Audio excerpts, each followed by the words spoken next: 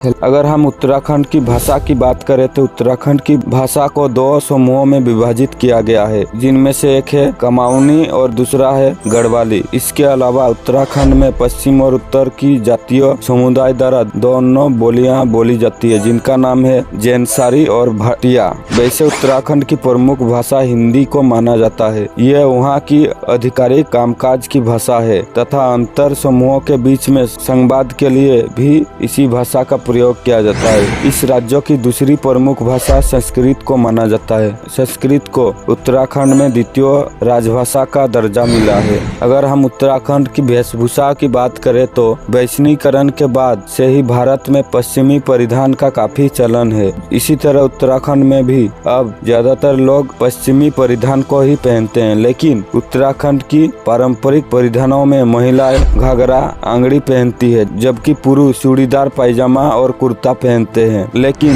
समय के साथ इसमें थोड़ा परिवर्तन आया है। अब यहाँ की महिलाएं पेटीकोट, ब्लाउज व साड़ी पहनती है। वही सर्दियों में ऊन के कपड़े पहनती है। लेकिन उत्तराखंड में कई क्षेत्रों में अभी भी शुभ कार्य जैसे विवाह सनील का घाघरा पहले की परंपरा विद्यमान है। इसके अलावा वेशभूषाओं में महिलाओं गले का गोलबंद, जयमाला, कानों में कर्ण फूल, कुंडल, नाक में नथ पहनती है। वही हाथों में भी सोने चांदी की पौंजी तथा पैरों में बिछुए पायजेब पेंटा की परंपरा है। अगर हम उत्तराखंड की त्योहारों की बात करें, उत्तराखंड के त्योहारों ऋतु के अनुसार अलग अलग होते हैं। वैसे तो भारत के कई राज्यों की तरह ही उत्तराखंड में त्योहार एक समान ही होते हैं, लेकिन इस राज्यों में कुछ विशिष्ट त्योहार मनाए जाते हैं, जैसे घुघुतिया त्योहार। ये त्योहार उत्तराखंड के कमाऊ क्षेत्रों में मनाया जाता है। इसके अलावा यहाँ ओलगिया, घी संस्कृति, फूलदेह, फूल संस्कृति, बिगेती, विष्णु संस्कृति,